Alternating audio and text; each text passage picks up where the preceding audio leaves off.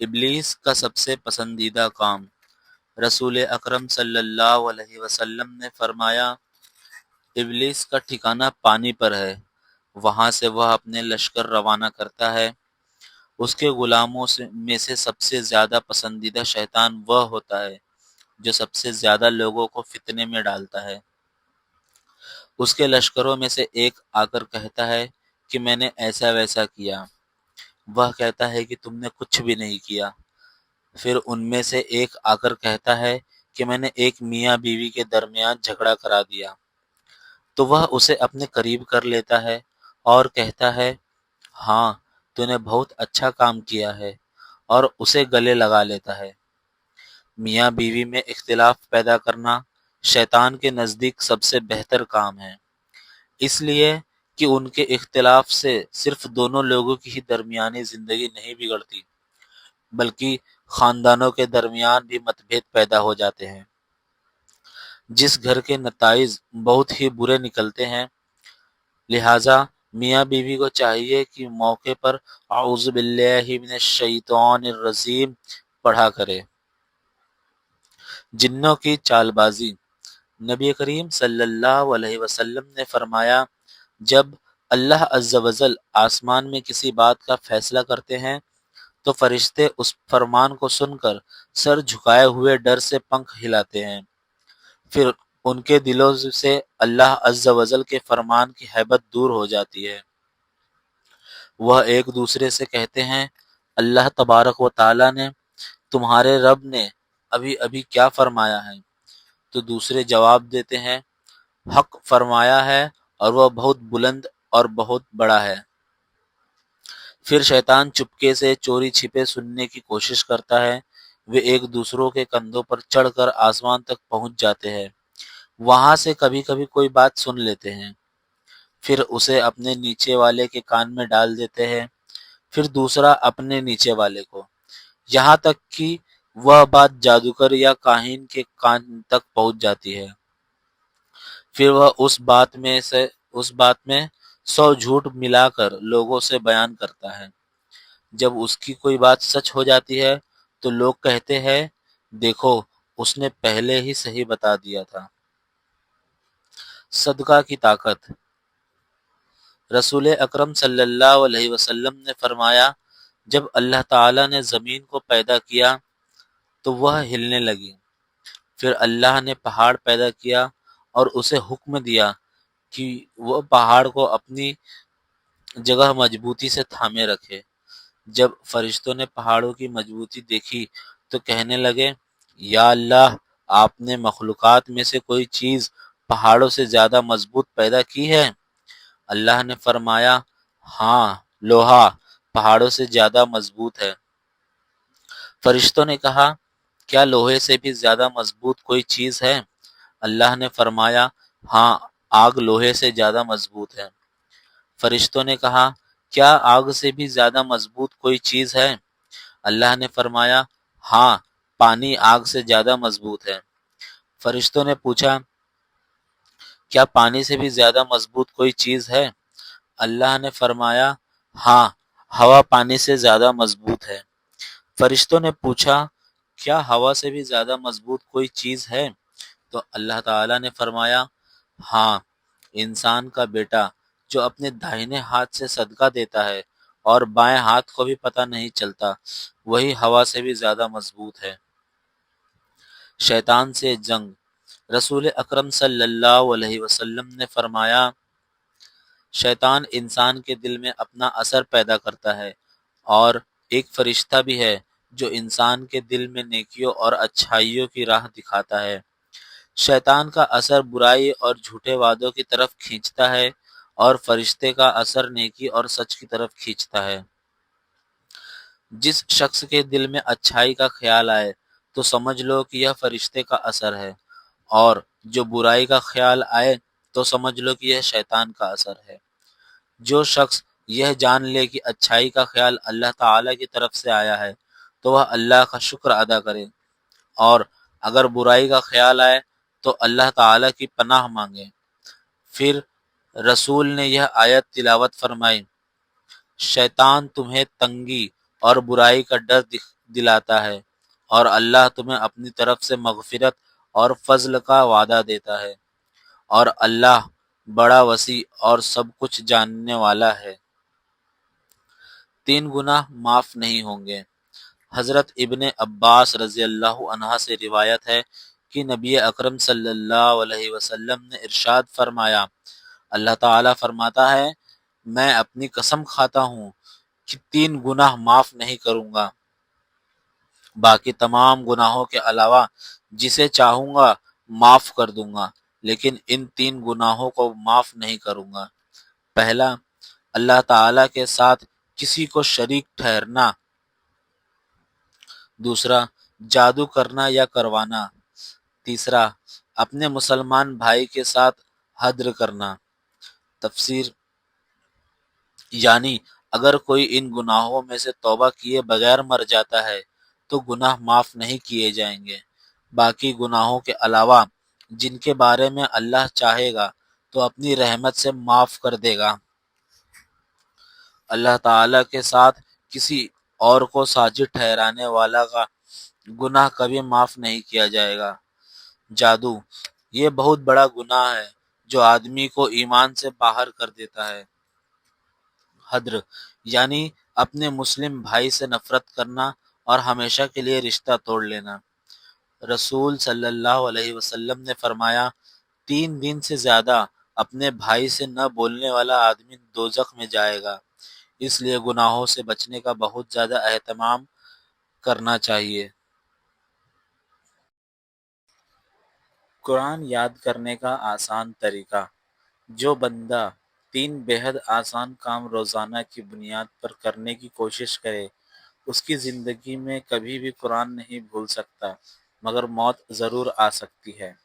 پہلا طریقہ، بہت دھیرے دھیرے پڑھنے کی کوشش کریں، اتنا دھیرے پڑھیں کہ اس سے زیادہ دھیرے پڑھنا ناممکن ہو۔ دوسرا طریقہ، روزانہ پڑھے، کبھی بھی غافل نہ ہو، اگر کسی دن زیادہ نہ ہو تو تھوڑا ہی صحیح، لیکن پڑھنا ضروری ہے۔ تیسرا طریقہ، جو پڑھ لے اس کا روزانہ پچھلے سے دہرانے کا ترتیب بنا لے، انشاءاللہ آزما کر دیکھیے۔ مرنے کے بعد کیا ہوگا؟ حضرت ابو ہریرہ رضی اللہ عنہ کہتے ہیں، رسول اللہ صلی اللہ علیہ وسلم نے فرمایا، جب کسی مومن کا انتقال ہوتا ہے تو اس کے پاس 2 فرشتے آتے ہیں، ان کی آنکھیں نیلی ہوتی ہے، ان میں سے ایک کا نام منکر اور دوسرے کا نام نکیر ہے۔ دونوں اس سے پوچھتے ہیں، اس آدمی کے بارے میں کیا کہتے ہو؟ وہ کہتا ہے، وہ اللہ کے بندے اور اس کے رسول ہے، میں گواہی دیتا ہوں کہ اللہ کے سوا کوئی معبود نہیں اور محمد صلی اللہ علیہ وسلم اس کے بندے اور رسول ہے۔ تو دونوں فرشتے کہتے ہیں، ہم جانتے تھے کہ تو یہی کہے گا۔ پھر اس کی قبر کو 70 ہاتھ تک پھیلا دیا جاتا تھا اور اس کے لیے جنت کا دروازہ کھول دیا جاتا ہے، پھر اس کے پاس روشنی اور ٹھنڈک آ جاتی ہے، پھر اس سے کہا جاتا ہے سو جاؤ، وہ کہتا ہے مجھے اپنے گھر والوں کے پاس واپس کر دو تاکہ میں جا کر انہیں بتا دوں۔ تو فرشتے کہتے ہیں سو جاؤ، دلہن کی طرح جسے کوئی جگائے نہیں سوائے اس شخص کے جو اس سے سب سے زیادہ پیار ہو، یہاں تک کہ اللہ اسے اس کی قبر سے اٹھا دے گا۔ لیکن اگر وہ منافق ہو تو فرشتے اس سے پوچھتے ہیں، اس آدمی کے بارے میں کیا کہتے ہو؟ وہ کہتا ہے، میں نہیں جانتا، میں نے لوگوں کو کچھ کہتے سنا تو نہیں، وہی کہتا رہا۔ تو دونوں فرشتے کہتے ہیں، ہم جانتے تھے کہ تو یہی کہے گا۔ پھر اس کی قبر اس کے لیے تنگ کر دی جاتی ہے، یہاں تک کہ اس کی پسلیاں ایک دوسرے میں گھس جاتی ہیں، اور اس کے لیے آگ کا دروازہ کھول دیا جاتا ہے جس سے وہ قبر میں ہی عذاب میں۔ پھر اللہ نے پہاڑ پیدا کیے اور اسے آدیش دیا کہ زمین کو تھامے رکھ۔ چونکہ پہاڑ مضبوط تھے اس لیے فرشتوں کو ان کی طاقت پر حیرت ہوئی۔ انہوں نے عرض کیا، یا اللہ، کہ آپ نے اپنی مخلوقات میں سے کوئی چیز پہاڑوں سے بھی سخت پیدا کی ہے؟ اللہ تعالیٰ نے فرمایا ہاں، لوہا۔ انہوں نے کہا لوہے سے بھی زیادہ سخت چیز؟ فرمایا آگ۔ فرشتوں نے کہا آگ سے بھی زیادہ سخت چیز؟ فرمایا پانی۔ انہوں نے کہا پانی سے بھی زیادہ سخت چیز؟ فرمایا ہوا، جو پانی کو بھی بہا لے جاتی ہے۔ انہوں نے کہا ہوا سے بھی زیادہ سخت چیز؟ فرمایا آدمی جو اپنے ہاتھ سے صدقہ کرتا ہے، یعنی صدقہ کی طاقت ان سب چیزوں سے زیادہ ہے۔ زمین اللہ اور اس کے رسول کی ہے۔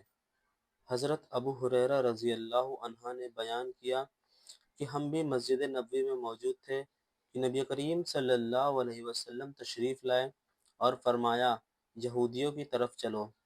ہم 5 روانہ ہوئے اور جب بیت المدراس پہنچے تو حضرت نے ان سے فرمایا اسلام قبول کر لو تو سلامتی پاؤ گے، اور سمجھ لو کہ زمین اللہ اور اس کے رسول کی ہے، اور میرا ارادہ ہے کہ تمہیں اس ملک سے نکال دوں۔ پھر تم میں سے اگر کسی کی جائیداد کی قیمت آئے تو اسے بیچ ڈالو۔ اگر تم اس پر تیار نہیں ہو تو تمہیں معلوم ہونا چاہیے کہ زمین اللہ اور اس کے رسول کی ہے۔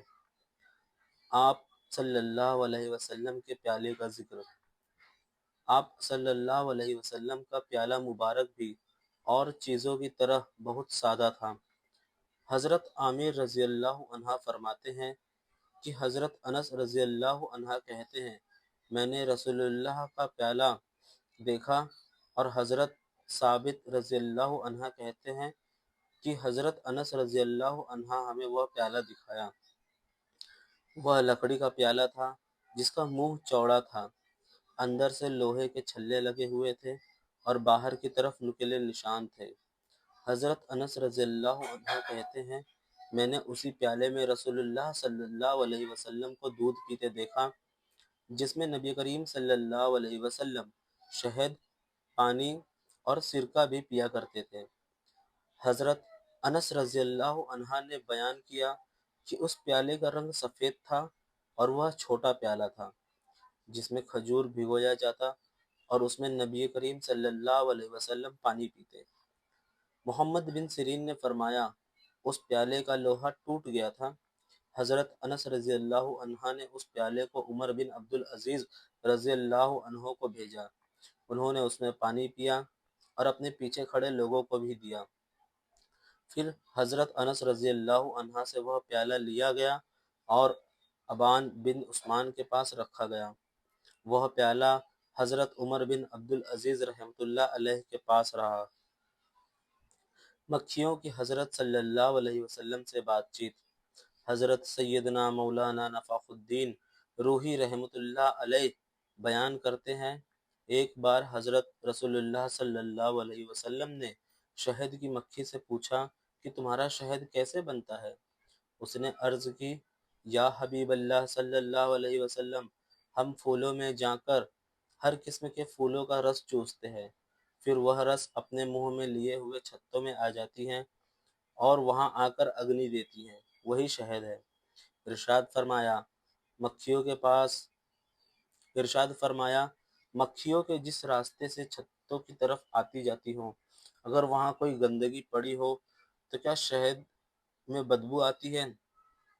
اس نے عرض کی ہمیں قدرت نے سکھا دیا ہے کہ جس راستے سے گندگی کی بدبو آتی ہو وہاں سے ہم پرہیز کرتی ہیں۔ آپ نے فرمایا جب تم پر درود و سلام پڑھا جاتا ہے تو شہد میں مٹھاس اسی کی برکت سے آ جاتی ہے۔ رسول اللہ صلی اللہ علیہ وسلم کھجور کے باغ کی طرف تشریف لے گئے۔ رسول اللہ صلی اللہ علیہ وسلم ابو بن قعب انصاری رضی اللہ عنہ کو ساتھ لے کر کھجور کے اس باغ کی طرف تشریف لے گئے جس میں ابن سید تھا۔ جب حضور صلی اللہ علیہ وسلم باغ میں داخل ہوئے تو آپ درختوں کی آڑ میں چھپ کر چلنے لگے۔ آپ چاہتے تھے کہ ابن سید آپ کو دیکھ نہ پائے اور اس سے پہلے آپ اس کی باتیں سن سکیں۔ ابن سید ایک چارپائی میں زمین پر لیٹا ہوا تھا اور کچھ بڑبڑا رہا تھا۔ ابن سید کی ماں نے حضرت صلی اللہ علیہ وسلم کو دیکھ لیا کہ آپ درخت کی آڑ لیے چلے آ رہے ہیں، تو وہ کہنے لگی اے صاف، یہ محمد آ رہے ہیں۔ ابن سید چوکنا ہو گیا۔ رسول اللہ صلی اللہ علیہ وسلم نے فرمایا اگر وہ اپنے حال پر رہتے تو باتیں ظاہر ہو جاتی۔ حضرت محمد صلی اللہ علیہ وسلم کی محبت۔ نبی کریم صلی اللہ علیہ وسلم نے فرمایا کمیرہ میرے لیے بھی کچھ پانی پلا دینا، تو حضرت عائشہ رضی اللہ عنہا نے کچھ پانی پلایا اور کچھ پانی بچا دیا۔ نبی نے وہ پانی لیا اور صحابہ کے پاس لے جا کر انہیں پلایا۔ حدیث میں آتا ہے جب نبی پانی پیتے تو اسی پیالے سے بچے ہوئے پانی کو حضرت عائشہ رضی اللہ عنہا کو دے دیتے۔ ایک بار حضرت عائشہ رضی اللہ عنہا بیٹھی تھی تو آپ نے کہا کمیرہ بتاؤ تم نے کہاں سے پانی پیا تھا؟ انہوں نے نشانی دی کہ یہاں سے پیا تھا۔ نبی نے اس جگہ سے پیالے کو گھما کر اپنے مبارک ہونٹ وہیں لگا کر پانی پیا، یعنی اپنی بیوی کو ایسی محبت دی کہ وہ گھر سے باہر بھی نہ ہو۔ اب سوچئے رحمت للعالمین صلی اللہ علیہ وسلم جن کی ذات مبارک ہے، آپ سلام کے لائق ہے، اس کے باوجود آپ نے اپنی امت کو محبت سکھائی، یعنی یہ چاہا کہ میری امت بھی اپنی بیویوں کو وہی پیار دے جس طرح میں نے دیا۔ حضرت عائشہ رضی اللہ عنہا کی 9 وشیشتائیں جو اللہ نے کسی اور کو عطا نہیں کری۔ پہلا اللہ نے حضرت عائشہ رضی اللہ عنہا کی تصویر نبی کو نکاح سے پہلے 3 بار خواب میں دکھلائی۔ دوسری، نبی کی سبھی بیویوں میں کیول حضرت عائشہ رضی اللہ عنہا ہی کنواری تھی۔ تیسری، نبی جب بھی وحی اترتا تو آپ حضرت عائشہ رضی اللہ عنہا کے گھر پر موجود ہوتے۔ چوتھی، نبی کی قبر مبارک بھی حضرت عائشہ رضی اللہ عنہا کے کمرے میں بنی اور قیامت تک فرشتوں کا ہجوم وہاں رہے گا۔ پانچویں، نبی حضرت عائشہ رضی اللہ عنہا کے بستر پر بھی وحی اترتی تھی۔ چھٹویں، نبی کی اور کسی بیوی کو وحی کے دوران حاضری کی اجازت نہیں تھی۔ ساتویں، نبی کے پہلے خلیفہ حضرت ابو بکر صدیق رضی اللہ عنہ کی بیٹی حضرت عائشہ رضی اللہ عنہا ہے۔ آٹھویں، قرآن پاک میں اللہ نے حضرت عائشہ رضی اللہ عنہا کی پاک دامنی کے بارے میں سورہ نور کی آیتیں نازل فرمائی۔ 9، اللہ نے حضرت عائشہ رضی اللہ عنہا کو بہت بڑی فضیلت اور حضرت واہی کا وعدہ فرمایا۔